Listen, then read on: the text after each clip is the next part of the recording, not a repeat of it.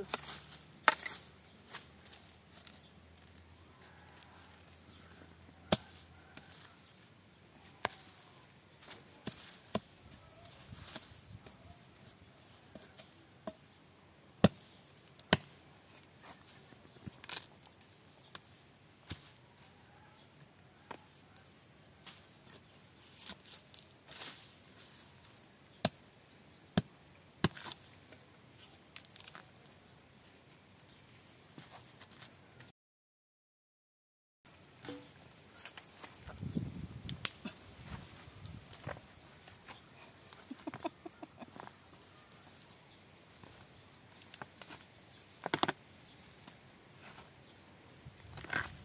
Putol.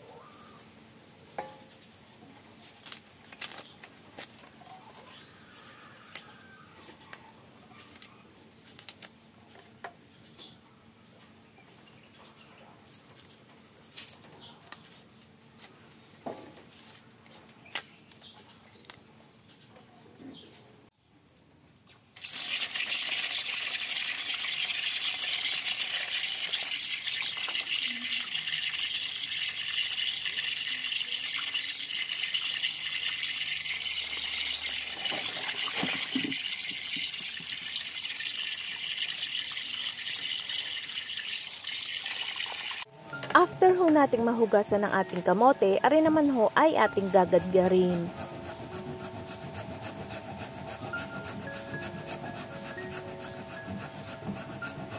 Kapag nagadgad na ho natin ang ating kamote, ari naman ho ay ating pipigain para lumabas ho yung kanyang katas at hindi ho pumait yung ating gagawing kasaba cake.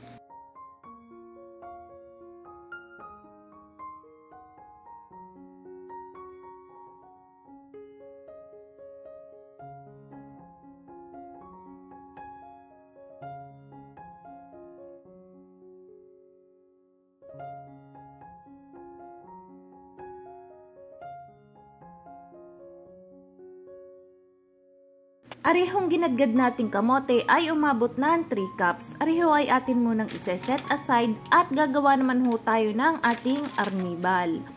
Naglagay laang ho ako ng mga santasang asukal sa ating kawali at maglalagay din ho tayo ng tubig para mabilis hong matunaw yung ating asukal. At kapag kagarina na ho ang kanyang itsura, ay patayin nyo na ho ang apoy at agad nyo nang isalin sa inyong mga prepared na llanera.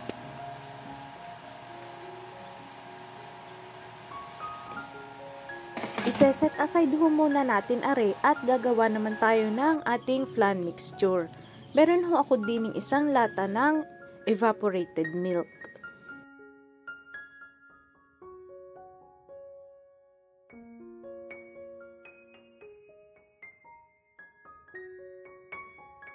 Isang lata ng condensed milk.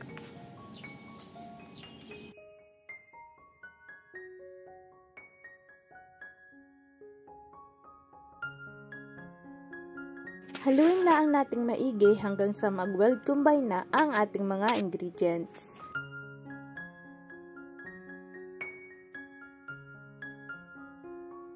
After natin mahalo ay maglalagay naman tayo ng 2 itlog.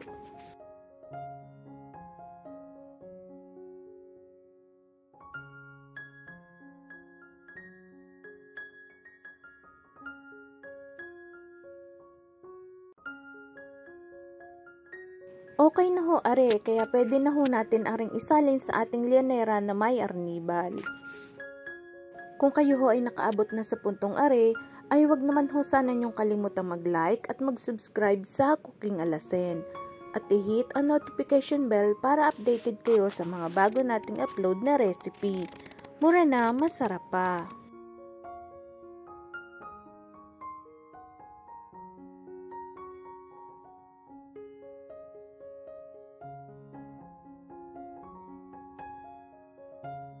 Atin lang ho aring i-steam ng 45 minutes sa low heat. At garnin na ho ang kanyang kalalabasan. Atin muna ho aring palalamigin bago ho natin i-unmold.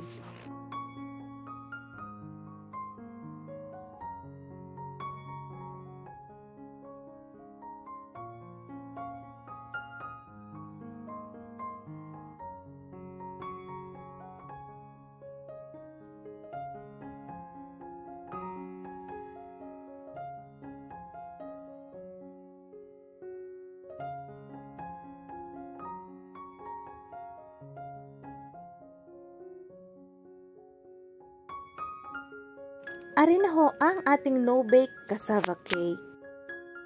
Pero mas masarap ho are kung inyong gagadgadan ng cheese para naglalaban ho yung kanyang alat at saka tamis.